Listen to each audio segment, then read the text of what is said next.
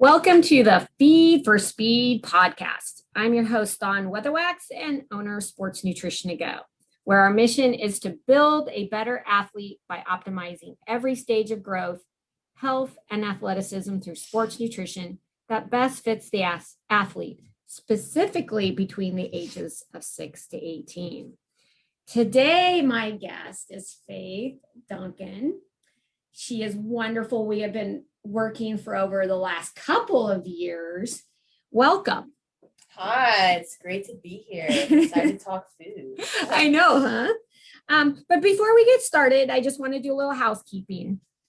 Faith, I just want to confirm you're here on your own free will and that there are no conflicts of interest, nor I or my company, SN to Go or Sports Nutrition to Go, is paying you for this interview today. All correct. All right, so let's get started. Faith, tell me about your sport and how it all began for you. So I run cross country and track at the varsity level. Growing up, I tried a bunch of different sports and was pretty terrible at all of them except swimming. So I stuck with swimming for a long time until after 8th grade when I wanted to focus more on running. My freshman year, I was really successful in cross country. I ran 17:35 for the 5K and had a bunch of races in that 17:35 to 45 range. And let me clarify, just your first year going out. Yes, I had run in junior high as well, but that was the 2 mile. Okay. So for my first 5K, I was under 18 minutes. And so it was a really successful season. Yeah. But to say the least, right? Yeah. Being modest. Right. But early on in my freshman track season, I was finishing a race. It was 3,200. And I just remember coming down the finish stretch and I felt something move out of place in my hip area.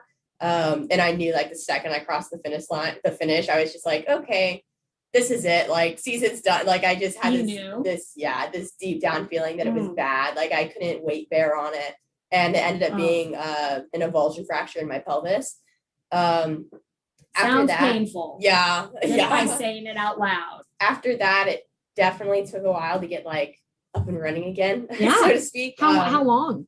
I didn't start running again until I remember it was after my birthday, I think, because I was it'd be such a good birthday gift to be running again full time. And I think that was my first walk run was around my birthday. So it took from April was when I got out. It was April 20th. I still remember when it was.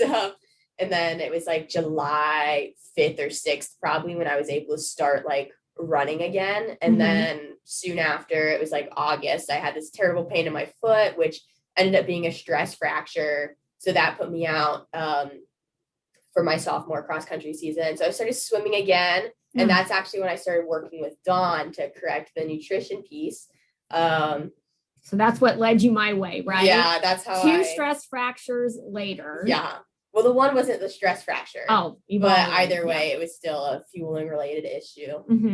But the stress fracture in my foot, I think, is when my parents for sure were okay, something's going on here other than just training. So that's when we looked into the nutrition component. I still had little hiccups along the way. I had kind of a chronic apophysitis in my left hip as well then in my sophomore track season when I was coming back. So that was my first season back, and I actually had to use a bone stimulator. Wow. And explain to the listeners out there what you just said, because I'm sure they're I don't know what this stuff means. Yeah. So basically, when I had the avulsion fracture my freshman year, the growth plate that sits on top of the pelvic crest, it's called the iliac crest. If you want to look up a picture or something, it popped off the top and then cracked into 2 different pieces.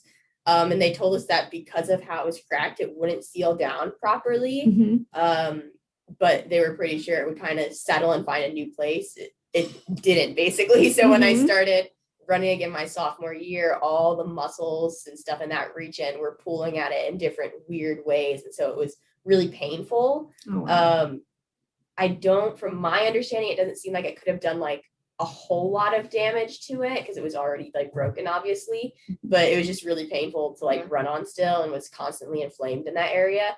So the bone stimulator essentially helped to seal it up and seal it together in a way that wouldn't affect future growth, essentially. So I had to use that, then got back into running sophomore track season and continued working with Dawn all the way up until now. So yeah, so we are, and as the listeners out there, she's now graduated and going into state track, which she was kind enough to see us before her state track meet. What you mentioned injuries when your mom and dad mentioned maybe it's nutrition related and that's why you came in my direction. What were you thinking though when they mentioned that? What were your thoughts? And did it seem kind of ludicrous and they don't know what they're talking about or what? Yeah, it's funny because my parents, like my whole life growing up, they're like, oh, eat more, make sure you're eating enough. And like, I think for me, it was just a bunch of misconceptions almost because I had always been told, like, especially by friends, like, oh, you're such a healthy eater. Or like, I'd be in the lunchroom and they'd be like, oh, you always have such healthy lunches and things like that. And so I really thought I was fueling myself really well and focusing well on nutrition and being a healthy eater essentially. And I think I just had this misconception. Like, yes, I could be eating really healthy foods, but is it enough? And is it like enough of what I need? Is it enough like protein? Isn't enough like healthy fats? So then coming in to work with Dawn, at first I really thought like, I don't think there's gonna be much she can do. Like, sure, tell the truth, tell it out there. Until she really pointed out, like, no, your parents are right. It's not enough. And I think even in our first like visit, you had told me like, yes, you eat really healthy, but it's not enough, like at all by any means. So, and we did just to rehash what we kind of did here on that 90 minutes the first time, right? We did your metabolism to know what you're burning. Right. And I think I was like close to 1,500 at rest, right? Yeah. And you needed, I think we figured 28 to 3,000. Right. Yeah. And I cannot remember way back when, but I know you weren't even close to, I don't think you were even at 2,200 calories a day. Right. I think, yeah. Am I remembering right? I think I was like right under 2,000 or something. Yeah. Okay. So listeners, the average cross-country athlete my females need 2,500 to 3,500 calories, especially in season. Yeah. And you're eating less than 2,000, thinking that it's good enough. Then we do a body composition, which, tells us your lean weight and your fat weight. And, what did you learn from that? Because I feel like some people are always like, should females know their body composition? And as you know, I do it. So I feel like the answer is definitely. But let's talk about the body composition. What'd you get out of that just the first time? What was your thoughts? Well, going into it, it was really funny because I remember sitting here, the chair I'm sitting in right now. I know you guys can't see it, but I'm going to paint this beautiful picture for you. So on Dawn's wall here, she has these pictures of like people and kind of like what they look like and their body comp. And like the picture at the very top is this ultra lean category, and it's 15 to 18% like body fat. And I remember my mom like pointed to it and said, I guarantee you're going to be that or below. And I was not that or below. I was, I think, in like the moderately lean category, which is like right in the middle. I think my body comp was close to like 24% body fat. And I didn't understand why. And I was kind of like, whoa, because I wasn't even like 100 pounds. At that time, right? Yeah. 100 pounds and what, 5? Like 2. Were you 5'2" at the time? So, yeah. And because you're now 5. 5, yeah. Yeah, we grew 3 inches. And I think you were past your freshman year. This was your sophomore year. Right. And Dawn then explained like, so a lot of people will just look at like weight and kind of say that that's the important part, but really it's your body composition, because muscle is like, how explosive can you be? Like, and it makes you just more resistant to injury. And she basically explained that because I wasn't fueling enough, my body wanted to store all my food as fat then, so it would have fuel like more long-term than short-term. Yeah, because it just doesn't know this world, right? It doesn't have any concept of what's going on. And so the cues you were giving your body was, you must be living in the olden days during the times where you had to scavenge for your food, no refrigerator, freezer. That's what the body has no idea what world you're living in, your situation. It only goes off by heat and energy, and food by definition. Food is a calorie, calories heat. Yeah. It's energy. Food is energy, right? And your activity is heat. Your heart pumping is heat. And so then you weren't eating enough and you were using your muscle. And then I bet I blew you away by saying, you need to gain some muscle. Yeah. What did you think about that? Because I think I gave you a 10-pound goal. Yeah. I think. What did you think about that? Dawn originally said. Oh, I bet I blew your mind. It was, this is fun looking back. Like, sure. Tell me what you were But really I remember thinking. like when I hit that goal and you're like, hey, do you remember? And you pulled out like the paper from the first time I came here and it had like my body comp and my weight. And I just like run a really good race. I think it was this winter. Mm-hmm. And we redid the bod pod. And I think I was like 116 or like 115 pounds. And I remember that you had said like when you have like this much lean weight and like this much as like your body comp, then this is going to be like your ideal percentages essentially. Roughly, yeah. And that's when you're going to run your best. Like, what's your prediction? And it was like, I hit those like exactly. And I had just run like, I think that was right after I ran 454 for the 1600. Yeah. And we were like, whoa, like, is that crazy? Dang. But originally, I was definitely like, oh, okay. Like, I didn't buy in at first. I think I even told you, like, it took me like 2 or 3 visits to really buy in. And it took my mom saying, like, look, I'm not going to pay for you to keep going to see Dawn if you're not going to do it. Yeah. And I kind of, the first couple weeks, I'd kind of fake it, like, around my parents. They'd be like, oh, did you eat? And I'd be like, oh, I'll go get more or something like that. But I wasn't, like, really sold. Mm-hmm. And I remember, like, the day that I, like, actually was like, okay, I'm going to, like, commit to this and do this, even if I'm going to, like, struggle with it or it's going to be, like, hard. It was, like, leaving Dawn's, like, the 3rd time. And my mom and I went to Panera. And she was like, I'm not going to let you buy anything that's under this many calories. And I was like, okay. And so I was like, challenge accepted. Let's do this. Yeah, very competitive. Because the other thing that we did, right? So the metabolism is a one-time thing. I don't know if we even repeated it. We definitely could have, but we were working together. So we always increased it based on what was happening. The body comp gave a roadmap on where you would want to go with your training, right? It's because it's not just about weight, it's about leanness. Yeah. And you are now very lean.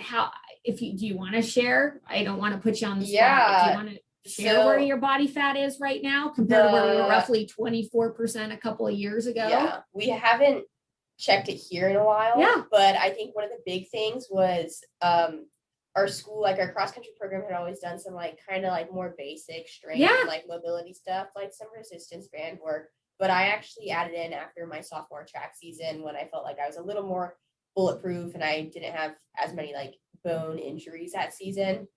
I started working with a personal like trainer who does like runner specific lifting with me. So we're in the heavyweight low reps camp of things, just in case you're wondering. But immediately I just felt like after like a couple months that was making like a huge difference. And I think we saw that kind of going into my junior year with my body comp, because I think my junior cross country season I was consistently like in that low 18% range. Because it didn't just fly down at first. Right. But you also didn't buy in, right? So, but it took a while. Mm-hmm. I know I was like consistently in that 18% range. And then I think this year in cross country, I came in less, but it was like really low. I think I was like 16 or something. And then I haven't checked it here in a while with the bod pod, which I think is the most accurate way to do it. But again, my strength trainer, he has his own unit. It's not a bod pod. I think it's in body. Yeah, something like that. Mm-hmm. His had me at like 14 and 15% the 2 times I've done it. Yeah. So I know it's definitely been lower since adding in the strength training while increasing the calories. Because again, you have to increase the calories like to support the strength training and the running then. And to be powerful and lean. And for those, obviously you can follow Faith on her journey and her platforms. But let's repeat. You first came in at 100 pounds, 5'2", roughly 24% body fat. You are now 116, Yeah. 16 pounds heavier runners out there. Yeah. She grew 3 inches because she wasn't eating enough to grow. Yeah. You put on over 10 pounds of lean weight, which was the goal. And now you're leaner than you ever been. Right. And you're eating over 3,000 calories a day. I know that's not always easy. We could probably have another podcast on that. Right. But why she kept getting caught and is I have a device called Muscle Sound, which looks at the fuel in the muscle. And every time you were coming in, it wasn't changing much. Right. So that's how we knew versus what you were verbally saying. Yeah. Depending on what the test was telling us, it was like, wait a second, this is not changing much. Mm-hmm. Then you need, in my opinion, I said, well, you're either eating it and or you need more. Right. And then that's what happened. Now, tell me what you know, what you noticed when you finally bought in, right? And said, you know what, I might as well give this a shot. I'm not sure yet. I'm still not sure about Dawn or Sports Nutrition to Go. But what was the first thing that you noticed better from fueling more? And again, it's not right about adding ho-hos and Grater's ice cream, because that's a great local ice cream shop around here that's known nationally. But it's about eating well dense foods at the right times for you. But what did you notice right away that kept you going? Well, I think there were like some good things and then like some bad things. Okay. But like the first big thing was I had my like cycle consistently, which I had it like one time up until then, and it was like for like 2 days or something, and then I never had it again. And so that was kind of the sign, like, okay, you had it once, like your body's like there, like it needs to, it just didn't have the energy to. I know that's TMI, but I think it's an important thing to like check and make sure it's happening consistently. It's extremely important. Yeah, because if you can't perform like a basic life function, how can you perform well in your sport then without risking injury? So that started happening more consistently, which was a really good thing. But on the negative side, which I knew I would have to bring this up eventually, I was having like terrible like stomach aches all the time and like digestive problems, and I was like, what is happening? And so sophomore year, everybody's like, oh, it's just because like you're getting used to like fueling, or it's all in your head because you're not used to racing, it's just nervous energy. And it wasn't. I wasn't crazy. I was essentially diagnosed with IBS-C, and I hadn't realized that it was just again, what is IBS-C? Irritable bowel syndrome with constipation. So it was, so that was annoying. And basically we found out that was, from my understanding, basically because of gluten and lactose intolerance. So now I avoid gluten and lactose, try to stick with more like low FODMAP foods in general, which FODMAP is an acronym that stands for like fermentable oligosaccharides, yada, yada, yada. Good job. And again, you know, people have some digestive issues. You can't always assume it might be something. But again, you were taking the layers away, right? Eating more because you needed to fuel enough. Yeah. But then by eating more, these tummy issues started to flare. Right. And that's why it's important that you were and it took being aware of it. Long to find out like the cause behind that too. I tried like so many things that just were like not working. And especially as a runner, having like constant stomach aches was the most annoying thing, or having to run to the bathroom. And it was like, I think the winter of my junior year is finally when we were like, okay, we need to figure this out. Right. So, and then you did. Yeah. And again, for those people who struggle, it's layer after layer. Right. And you got to get at the bottom of it. Because my opinion is if you have really bad tummy issues, there's something going on. Right. It's not, it's take it seriously. And then what? From there, so I think we found that out like February, it was March, my junior year, because that was like the end of our indoor track season. I was finally like eliminating foods and finding out what worked well to fuel races, so I wouldn't feel like terrible during the race. And then COVID hit. Yep. So then we had the COVID season, which again, I was still having like some stomach issues and like trying to figure out what worked well, which I think overall having that COVID season without racing was actually like good for me because it helped me really find out what worked and what I wanted to fuel with in season, without having like, I don't want to say like the threat, but like the threat of an actual race there. Like if I was doing a time trial, there's less risk trying to like find something that's going to work to fuel you with versus like, oh, this is a race, like it counts, it matters. Like nobody's going to remember what you time trialed a mile, and they're going to remember what you ran at state. Which is a great lesson again to try during practices. Try your eating plan for things that aren't as important. So then you can mentally be ready to say, oh my gosh, that worked well. Yeah. This should work well at a race. Okay, I'm going to try that at a race that's not so important. Yeah. You're not going to try to go to stage and do something new. Right? For sure. And move forward and fuel better. Tell me, what do you think was the most challenging part of this process? I mean, it sounds like there was a lot of challenges, but what do you think was one of the most challenging parts of this process, or a couple? So, oh goodness. Well, of course, there's like challenging parts in like any athletic career. Like, of course, dealing with injury, it's really hard.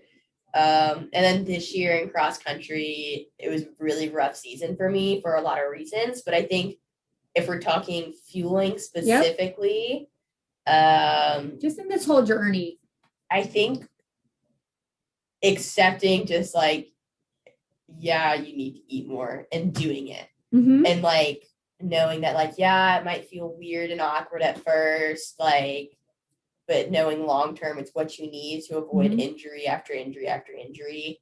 And did you feel better running? Not at first. It's good to let people know that. Yeah, sometimes. Not at first. I remember it was funny because this year, my sophomore track season, we moved our district meet to Bellbrook. And I just remember running there, and that was such a rough meet for me.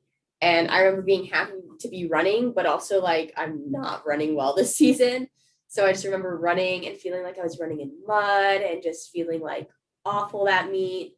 And again, I'm not saying that was all from fueling. I don't think it was, but I just remember like my stomach hurt too. And then this year I went and I ran there and just like had a really good meet, felt great, felt like that's the thing about running is like, it's a good race when you feel like you're flying.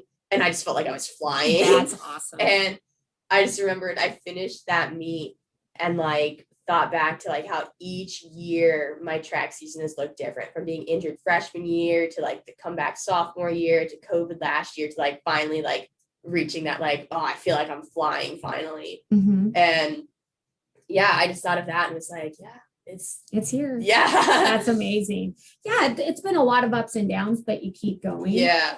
And that you've even learned with the fueling part, sometimes you can still fall behind. We kind of hit a little road bump again this year going, girlfriend, you need to be eating more. And you think you know that already, but sometimes you can slip a little bit.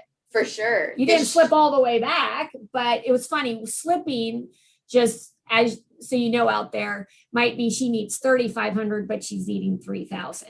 We're not eating 1,800 or 2,000, but it's funny how slipping can be just 300 to 500 calories. Right, for sure. And it adds up. It adds up. Yeah. Cross country was like, it was going okay. It wasn't like as good as I like wanted. And I was struggling with like a lot of things like outside of the fueling area that I think affected performance, but also I think the fueling was big. Like, I just remember like I didn't have my cycle all season, and you knew better. Yeah, and generally I only like weigh myself when I come into Dawn's because I don't want to like fixate on it or go mental about it or obsess over it. And I remember like weighing myself like after cross country season, and I think this was actually at like my strength trainers when he was doing like the body comp, and I was like 113 or 112 or something, and it was the lowest I had seen in a while. And I think I was just like, maybe this is a contributing factor to why the end of the season just kind of went down and down. And so that's when I think I immediately texted you and was like, I need to come in. Yeah, like I need help, please. So because it still can be a struggle, and I want people to hear that it wasn't that you were under eating immensely, but Right. those extra calories, whether it's 500 to 700, it makes a big difference. And then you were losing and I bet you knew, you're like, oh no, Yeah. this isn't good. Right. I know roughly where I should be to perform well. So if I'm losing, that means I'm definitely not fueling properly for sure to maximize. So it's funny how you have to keep learning that lesson. Right. Because it's a struggle sometimes. Sometimes you're not hungry. You think that hunger matches what you should be burning. Yeah. Well, tell me what has happened with your runs, with your time so far. And I know you're heading into state track in less than the next 5 days. But what goals do you want to achieve, and even in the next year? I guess, do me this. Tell the listeners what you have accomplished since starting this. Yeah. Where you want to go, maybe in your college, and even after that. What are your goals, and how do you feel the nutrition piece has helped you get to this point? Well, I think, like I said earlier, it's been a long journey, and it's been really hard, especially because freshman year, I came out with cross country season. It was just awesome. And everybody was like, oh, who is this kid? It did not go improve right off the bat from there. It was a long journey, but I think if we want to talk about what I've done most currently, you can definitely see. So what are your times? What did you get with cross country this year? Well, cross country this year was rough. So I actually got slower. It was actually my slowest cross country season. Which, it was just a crazy season. For but me what anyway. have been your best times? Because I think people need to know slow to you might be different for somebody else. I think what's your best time that you got in cross country? 1750. Okay. So a lot of ladies out there would love to break 1800. Yeah. But 1800, 18 minutes. Yeah. But I think most currently, if we want to talk about the biggest improvement I've actually seen to show that right now, I do know objectively on paper, I'm a better athlete than I've ever been, even though the past sophomore, junior, even senior year cross country and track seasons haven't shown it. This indoor season, I ran on an indoor track. So keep in mind, there's more turns on an indoor track. So there are conversions you can run to outdoor times, but I ran 4:53 over 1600, which is 9 meters short of the full mile. Most of the time when we say we run the mile in this, it's actually 1600. So I ran 4:53, which is, I think, my freshman year. My official outdoor PR was 5:10 or something, but I only got to run it once, and it was super tactical. I think in 8th grade I had actually run 5:07. So still, it's a really big PR from that. Finally, after 2 years of really struggling, to run a 4:53 indoor was really, really cool. And it finally showed me okay, we're back, we're moving up. And then I qualified. That was a US number 13 time this year.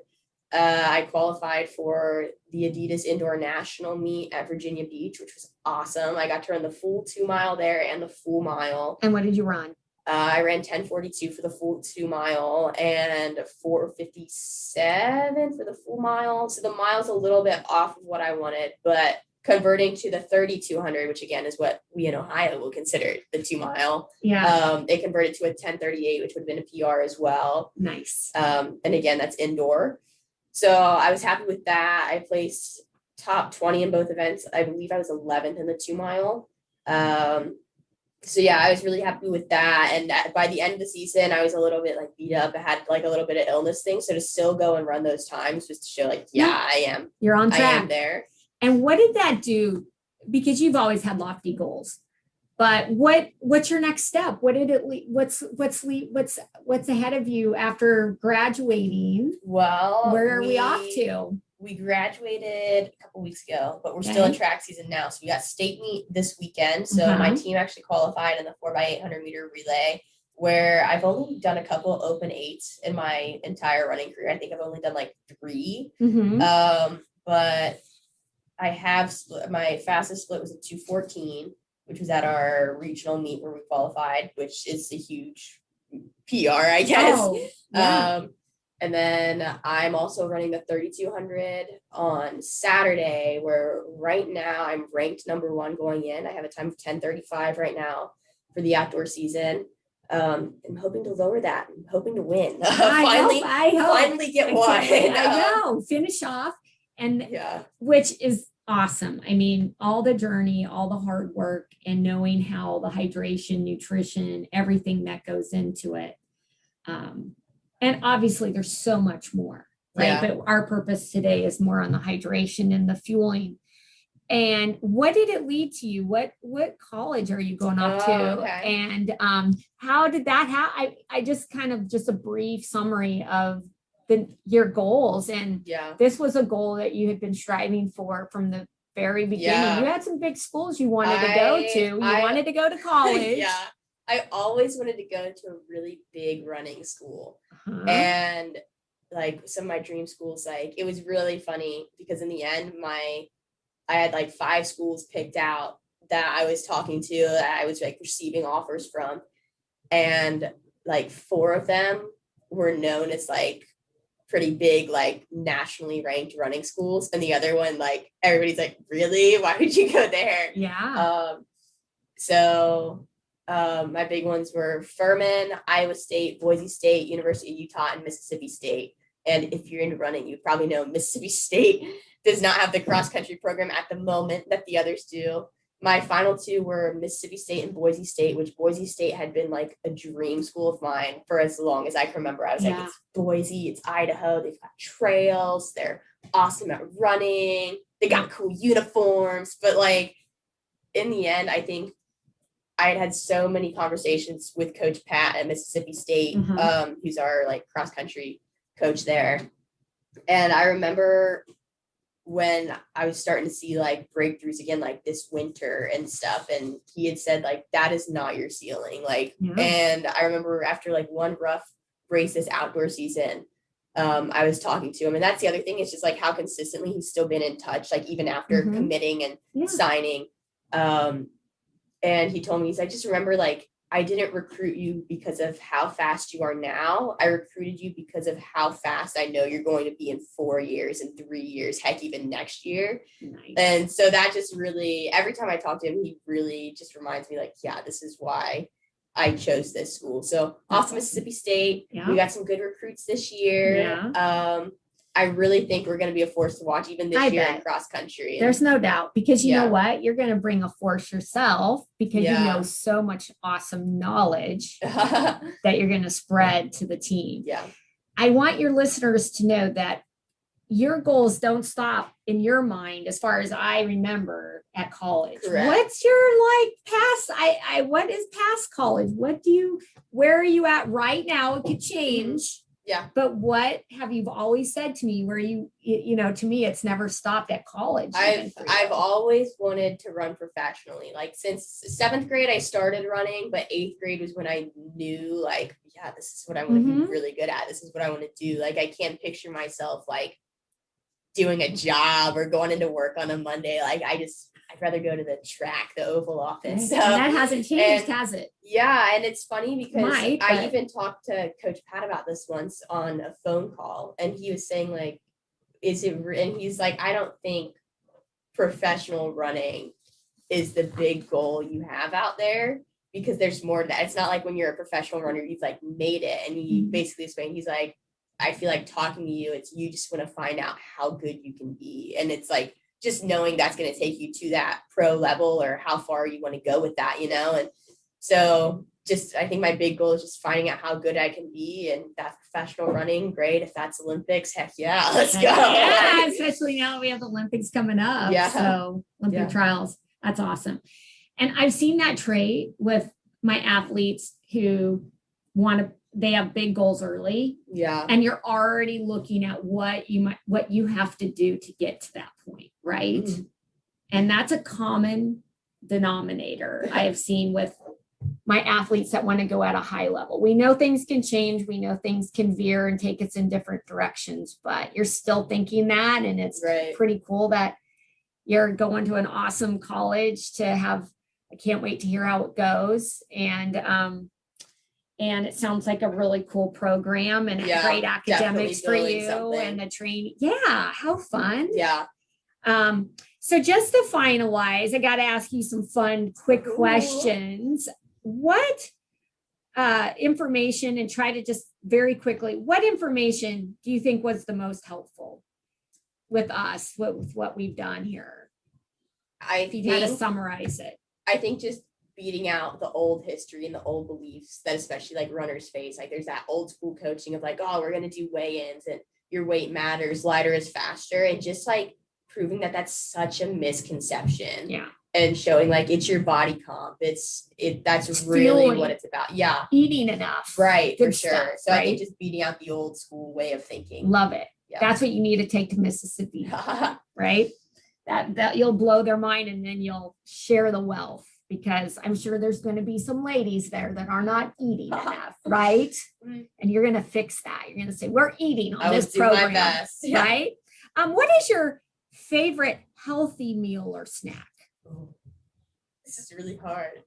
I have like the same things I eat each day. I'm like a breakfast food fan. Mm-hmm. So like if we're talking savory, this is gonna sound so like basic. Who cares? It's your answer. Avocado toast with 2 fried super duper leaky eggs on top. Sounds good. And it's got to be gluten-free bread, or my stomach will not like me. But So if I'm going sweet though, smoothie bowl. Again, very basic, but I love smoothie bowls. Hey, I love it. What is your favorite freebie? And again, freebies in my world are things that are not ideal eating, but we have to have them. So what are what's a favorite freebie of yours? I actually thought about this one. Okay. So before I went like gluten and lactose free and found out all that stuff, when I was like a little tot, after swim meets, we'd have these big swim meets at Miami University in Oxford. And there's this restaurant called the Bagel Deli there in Oxford, Ohio. And so we'd always go to the Bagel Deli, and it'd be like me and one of my swimmer friends, my mom. And they had this bagel there that was called like the banana surprise bagel. So it was like a banana nut bagel with lots of cream cheese and cinnamon and like, it was like a glazed banana like on the inside. Oh, and maybe like, with some honey or something, and or like, sugar? it was like sugary, yeah. And they'd like broil the whole thing. And it was just this banana, gooey, delicious, warm mess. And that was just so good. Your favorite? I wish I could still eat the banana surprise bagel, but I will not. You got to find the gluten-free cream cheese with the gluten-free bagel to make that work. For sure, yeah. What food you cannot stand? Asparagus. I love hate it. asparagus. That was fast. Yeah. I will not do it, Dawn. Well, I read the question. I knew what you were about to ask. I was like, no.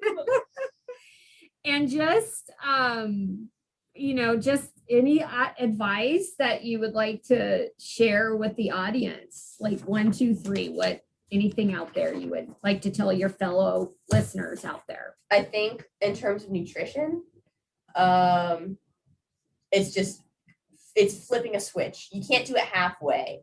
You have to fully buy in and commit. Like, it's just like when you're training, if you want to be really good, you're not just going to be like, oh, I'll do like half the workouts. I'll cut my mileage a little bit down here. You have to flip that switch and take that all or nothing approach, or it's not going to work. And so I think eventually like taking that all or nothing approach and accepting like, yeah, it's going to be hard. Like, again, just like running, it's not going to be easy all the time. Like, and you don't have to be perfect all the time. Yeah. So I think, but that's my big advice in terms of nutrition is all or nothing. And then in terms of like athletics and training, I think finding a group of people who support your endeavors, like no matter what, and will love you unconditionally, because it's all of a sudden then like I found that when I'm racing, it's thinking of like, it's like I don't just want to win like for myself anymore. I don't just want to win because winning feels good to me and because winning is fun for me. I want to do it like for them just as much. So it's like wanting it 2 times the amount, and that makes it so much better, and it helps the whole process, even fueling, like if you want that victory for everybody else too, like it makes it way easier. That's awesome.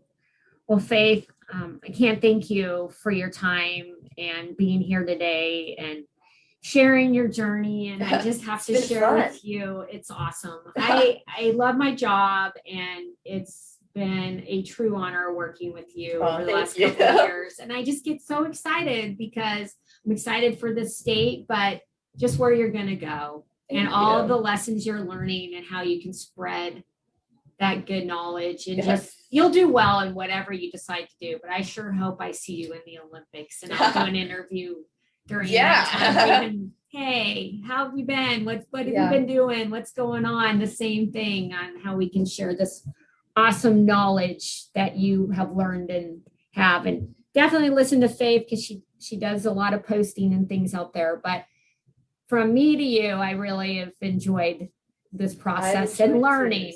You've taught me a lot. But for the listeners out there, I hope you enjoyed this as much as I have. This is Dawn Weatherwax, the host of Feed for Speed and the owner of Sports Nutrition to Go. Have a great and healthy day, because a better you means a better world.